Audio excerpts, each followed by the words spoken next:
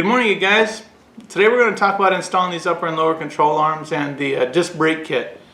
I wasn't going to do this because usually it's pretty simple to follow the directions, and usually they're pretty well written, but the directions in this kit look like somebody said, you know, at one time I've installed disc brakes or I've installed control arms. I can write the directions without even looking at it.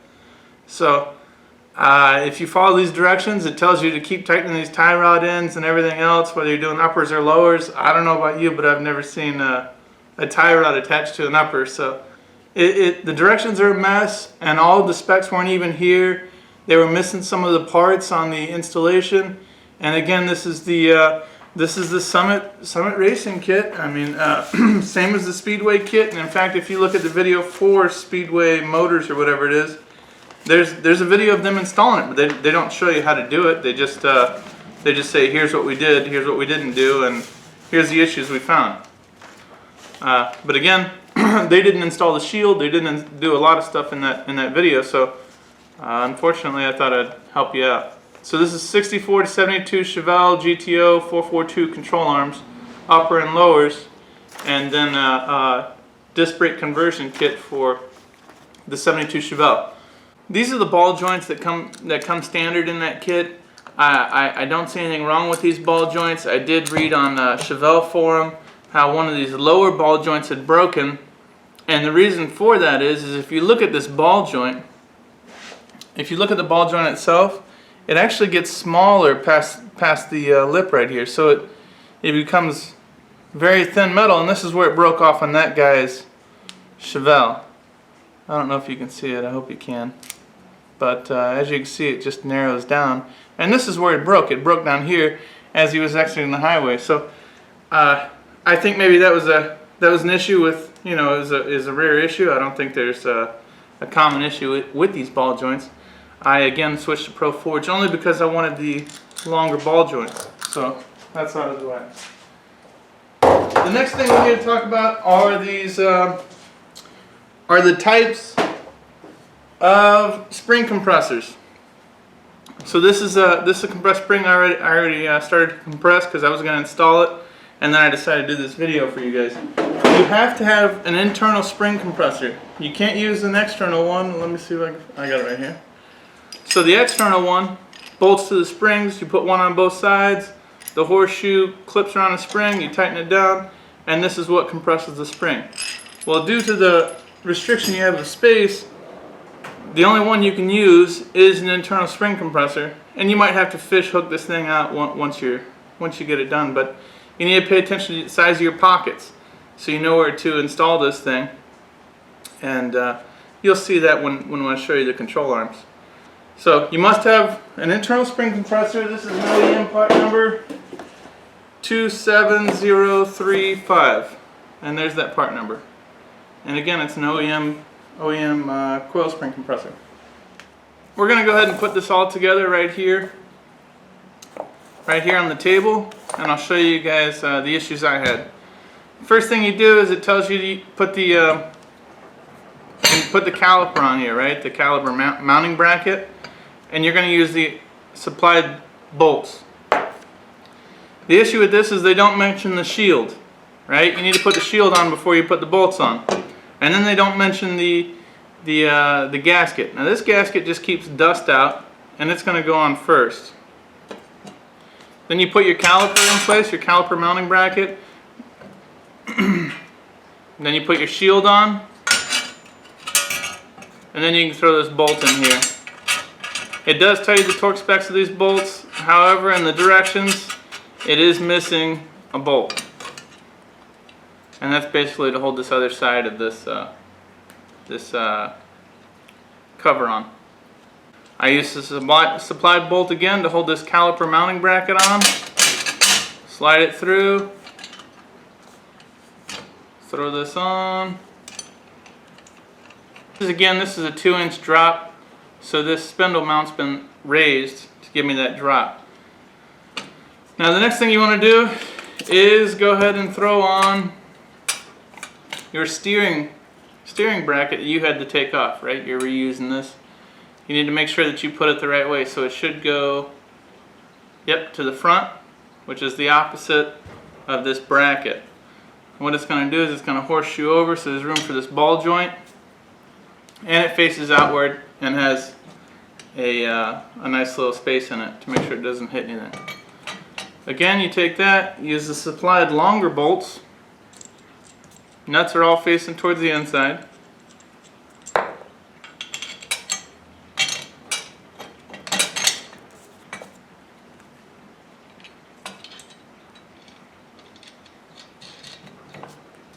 And I'll show you guys how we set up those spindles, not the spindles, how we set up the control arms, because there was some issues getting them on, and I read that before, that there were some space issues as far as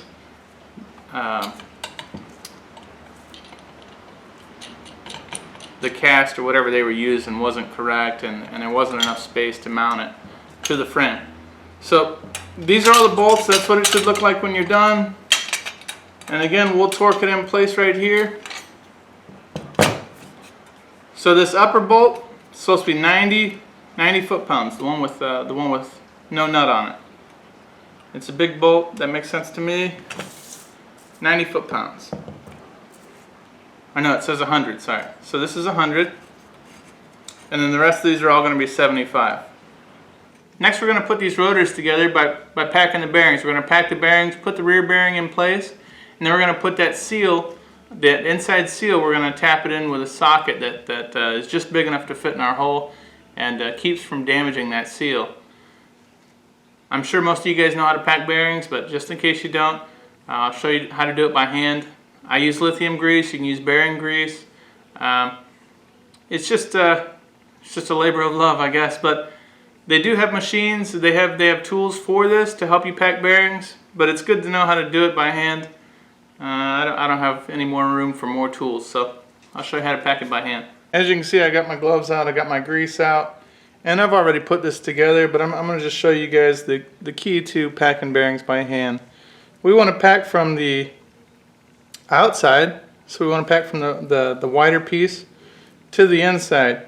And what you'll see here is that as we do it, we're going to put a dab in our hand, and we're going to take little small bites, right, and shove it through, shove it through, shove it through, and you'll see it squeeze out the other end. And once you go all the way around, right, you keep working in a circle, you'll see that it fills it up very well. So we're going to start with a small dab in the palm of your hand, and you're just going to put your finger in the middle, however you want to hold it, and we're going to just keep taking small bites, over and over again. And as you can see, it starts to push out. As you can see, it starts to push out, right? Right there in the end, in between the bearings, it'll make that. You'll see where it's squeezing through. Again, right around here, squeezing through. So again, we just move it back to the center. We can wipe it off. All our extra, we slide over a little bit on the bearing, and we just keep doing that over and over until it works its way through there. Right, once I can see it pushing out there, I can rotate over again, take more grease if I need it, put it in the palm of my hand. It's a messy job, but it's definitely one that's got to be done. But you keep working your way around. You're going to do that to both ends. And then I also stick some more grease in the center of this, and that's basically to keep these greased up. You know, as the wheel spins, it forces it outward, and it'll help replace the grease that gets squeezed out in these. So like I said, you'll do both bearings. You're going to put that back bearing in, and then you'll take a socket just big enough to fit around this ring, and you'll tap it in with a rubber mallet until it's flush, or just past flush. It'll bottom out. You'll see that there's a little lip in here. And then the front one, the front one just goes in flat side out, and it'll ride on that spindle, just like that. And then on the spindle, you'll put your washer on, and I'll show you guys on the vehicle, but you put your washer on, and then you put your nut on. As you can see with the upper on the Chevelle, you have to pay attention to your steering linkage. You need the steering linkage in place before you can put this on, because right now I can't bolt it up to anything. And I switched this out to a fast ratio gearbox, so I'm actually waiting for that to come in today. But I'll have to take this back off, slide the steering linkage down so it clears this upper, and then I'll put this as just like it's set up now with the studs facing the inside, right? The nut be tightened from the inside, and that's to give me that header space. Another thing is these are monster headers. So these are 2 1/8 inch tube headers, and as you see, one has to wrap over the frame rail. That's not an issue. The issue is tire clearance. So I can run an 8-inch wide tire in the front, but I have to pay attention to my back spacing. Before we put the spring in place, this nice little pad at the bottom does have spacers depending on what spring you're using. So there's several different spacers you just simply put underneath this pad. What I recommend is, because you don't know the length of your springs, these are actually Moog springs and they're actually pretty long. And I didn't use the spacer on the other side. And what I recommend is you don't either until you find out where it sits, and then you'll use the correct spacer. Follow the directions for that. But this pad has a nice little setup on it. I like this pad. And again, we're going to put our spring on here. I've already compressed it, so we'll put the spring on and compress it just enough to clear this. And then we'll put everything in place, put the spindle on it, and then remove that spring compressor. But after you have your spring compressed, make sure you go flat side up. Slide the flat side in first and get this bottom in. And you want to make sure that you're inside the lip at the top. Right there. And that this bottom sits on the pad properly. So what you can do is you can spin it. I'm going to take 2 hands.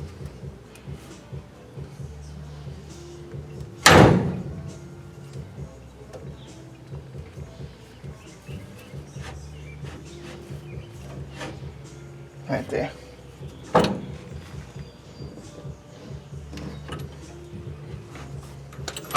There we go. And then we'll take our spindle, or first we'll take a jack this up a little bit. Alright, so at this point you have your spring in place, your upper's secured. I tighten those bolts to 60 foot-pounds. I believe that's correct, 65, 60 will be fine. My lower, again, these bolts are loose, they're just slid into place.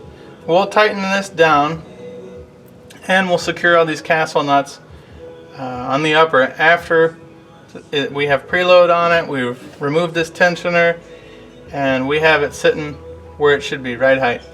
We have our spindle that we've already put together and we're just going to throw it on. Of course, we'll have to jack it up a little bit more because it looks, yep, it's bottoming out. No, it's not. Just gotta align these ball joints. There we go. So here's another contradictory spot in the directions, and again, it's because I have 2 different kits. Although they're both Summit kits, they should have the same torque specs for ball joints. One tells me that the lower is supposed to be 90 foot-pounds, and the other says that the lower is supposed to be 65. So you guys go with whatever you want to go with. I'll go to 80. I'll take the bottom to 80 and I'll take the upper to to 60. At this point you guys should have already tightened all your Zerk fitting, or not your Zerk fittings, you should have greased all your Zerk fittings, and everything should be tight. But again, the lower bolt and your castle nuts are on the top. We have the seal in. You want to make sure the seal's lubed in this rotor, and it is. You can put some lube on this surface as well. But the back bearing's already pushed into this rotor. We have the front bearing just sitting in there. We take that grooved washer, put it in the keyed washer rather. And don't worry about the greasy mess you're making. We'll clean it up at the end. Alright, so now what we're going to do is I'm going to use a crescent wrench, and all I'm doing is I'm turning these bolts at the same time, and what I'm trying to do is seat these bearings and ensure that seal's slid all the way back. I'm just putting some tension on here, not a lot. I'm just spinning it together. Right there, I can feel the resistance. And then what I'm going to do is I'm going to back off of this altogether. Make sure it's loose, I spin it some more.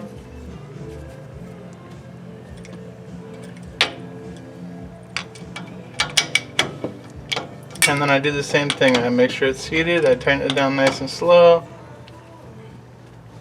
what we're essentially doing is pushing out that grease that's in the way so this isn't sloppy when we put it together. And I did this twice. Again, it's getting hard to turn.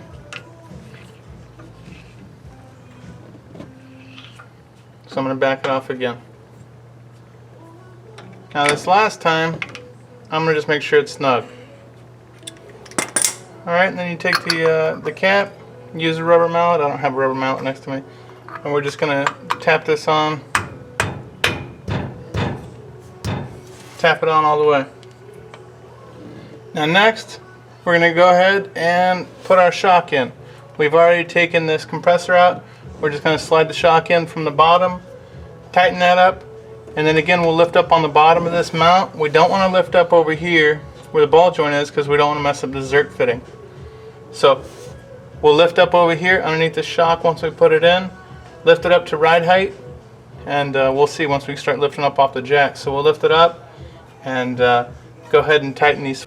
So as you can see, this steering bracket, it won't clear my header. I can't get it back out. If I had to change something, I would have to take off this upper. And like I said, for space, we slid these bolts to the inside, tighten the nut from the inside here. Everything's all lubed up. But again, this castle nut's not in the torque specs, and that's another reason why I'm shooting this video.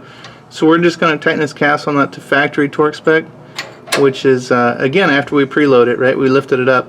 We're going to tighten this down to 45 foot-pounds, and I'll have to double check, but 45 foot-pounds here will be fine.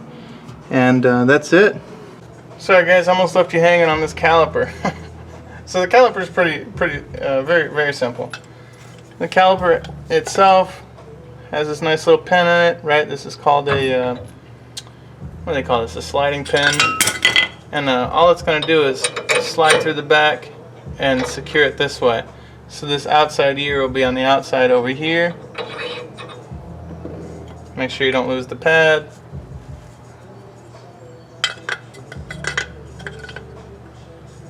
And we just slide this on just like that.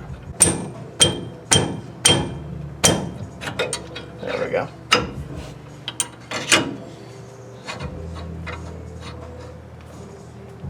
You guys make sure you put some grease on this. Just a little bit will be fine. And you're going to tighten this down to 25 to 30 foot-pounds. Most of your sliding pins like this are 25 to 30 foot-pounds. So it's the same for this. This actually uses a 3/8 Allen key on this kit. And make sure your bleeder's pointing upward, and then you'll attach your hose over here. Sorry I jumped around on that one. I forgot all about that caliper. But normally I wouldn't have shot this video, but like I said, the torque specs were very different in their disc brake kit and their control arm kit. They had a difference of 20 foot-pounds on some of these things. So if you want to stick with factory torque specs, it's probably a safe bet. And again, I hope that helped. I think I gave you all the torque specs as I went. But take your time. Don't be in a rush. To say these directions sucked is not enough. I mean, they super sucked. But if I can help you out, feel free to ask me any questions, and check out another video. Thanks, guys.